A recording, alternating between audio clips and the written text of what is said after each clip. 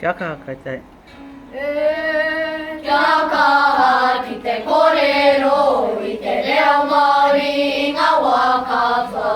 क्या कहा कि ते कोरेरो इते रेओ मारी nga wakatwa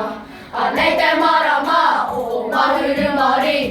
koreero te ao i ka mātou reo te raranga tira o Aotearoa he tamatsuku iho no ngati puna whakarongo mai kia mātou e tēnei reo pāreka reka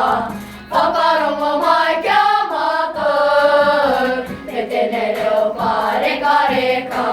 anei te marama o mahuru mari ka kōrero te ao i tō tātou reo te reoranga tira o Aotearoa he tamatsuku iho no ngati puna whakarongo mai kia e tēnei reo pāreka reka whakarongo mai kia mātou e tēnei reo pāreka reka kia kaha ki te kōrero i te reo Māori i ngā wā katoa kia kaha ki te kōrero i te reo Māori i ngā wā katoa